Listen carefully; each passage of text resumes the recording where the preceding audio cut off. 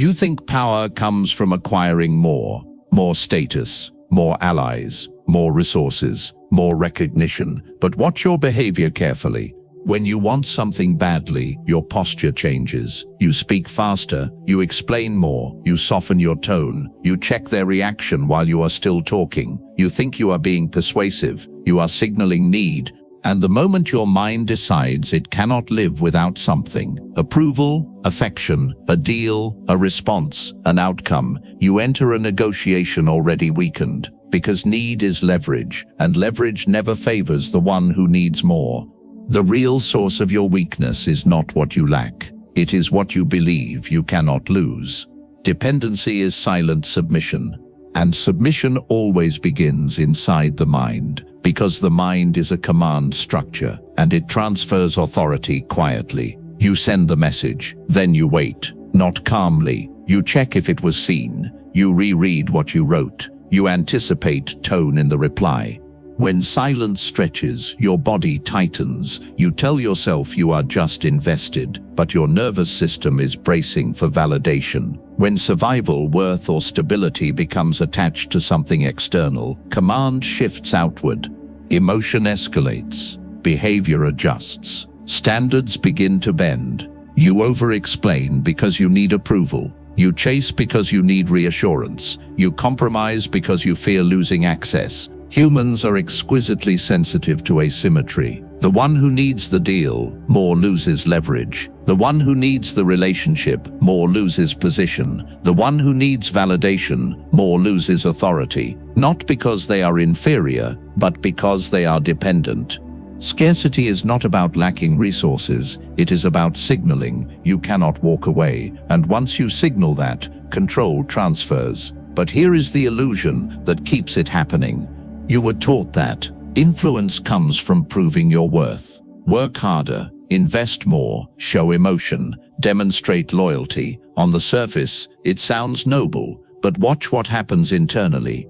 The more visibly invested you become, the more you reveal what you fear losing, and whatever you fear losing begins to own you. You say you are passionate, but when response time determines your mood, that is not passion, it is emotional exposure without structure. When outcomes dictate your confidence, that is not ambition, it is identity tied to uncertainty. When someone withdraws and your stability shakes, you are not connected, you are attached. Attachment without internal command creates psychological vulnerability, and vulnerability without discipline invites pressure. You call it caring, but your behavior reveals dependency. You check for reassurance. You scan for tone shifts. You replay conversations in your head, editing yourself to avoid future rejection. You do not fear failure. You fear losing position. And that fear leaks through posture, speech, and micro-behavior, quietly, relentlessly, and if it continues unchecked, it stops being behavior. This is where it becomes dangerous, because dependency does not remain behavioral, it becomes structural. First you want the outcome, then you prefer it, then you need it, then you cannot imagine stability without it. Now your decisions adjust automatically. You tolerate disrespect to preserve access. You lower standards to maintain connection. You rush timelines to reduce uncertainty. You call this strategy, but it is urgency disguised as intelligence, and urgency always signals scarcity. Scarcity transfers leverage. When tension rises, you explain more. When silence appears, you chase reassurance. When outcomes delay, your composure fractures. You believe you are negotiating, but you are reacting, and reactive posture can always be pressured. This is why the Stoics did not attack desire, they attacked submission, because the man who fears loss is already owned by what he fears. Now philosophy becomes necessary, not inspirational, necessary. Epictetus drew the boundary clearly. Control what is yours. Release what is not. Approval is not yours. Outcomes are not yours. Response timing is not yours.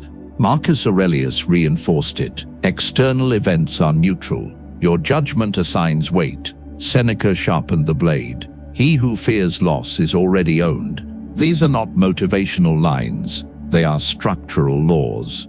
From them emerge three internal disciplines.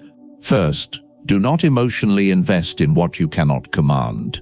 Second, never negotiate your standards to preserve access. Third, remove urgency from desire. Urgency signals need. Need signals scarcity. Scarcity transfers leverage. When desire is calm, choice becomes sovereign. When outcome is optional, posture stabilizes. Detachment is not indifference. It is strength without desperation. But principles mean nothing without conditioning. Here is the principle most people avoid. You must train your nervous system to remain steady when leverage is tested, because people test for instability. They delay to observe reaction. They withdraw to measure composure. They challenge to see if your frame fractures. When you fracture, hierarchy shifts. When you remain unmoved, leverage reorders silently. So the training becomes practical. When you want approval, pause, say less. When you feel urgency, slow your speech. When silence appears, do not chase. When uncertainty rises, remain physically still. The body must learn what the mind decides. Each time you resist the impulse to secure reassurance, you reclaim command. Each time you tolerate uncertainty without collapse, dependency weakens. This is not about pretending you do not care. It is about proving you do not require, and requirement is the true source of weakness. Which brings us to the final truth. The world does not fear aggression. It fears independence. The one who needs praise can be manipulated. The one who needs outcomes can be pressured. The one who needs attention can be controlled. But the one who stands sufficient within himself cannot be leveraged. If your stability rises and falls with response, you are adjustable, and adjustable minds do not command, they comply. The mind you do not discipline will submit. The mind you command becomes sovereign. But understand this clearly: if your stability requires permission, it was never yours to begin with, and anything that is not internally owned can be externally removed. Sovereignty is not loud, it does not chase. It does not negotiate for reassurance. It stands unmoved. If you're committed to emotional control and psychological command, subscribe and stand with this community. Like the video to support content that builds mental armor, and comment "Titan in training" if you're serious about growth. Let's build pressure that forges strength. Strength grows in silence, but titans train together.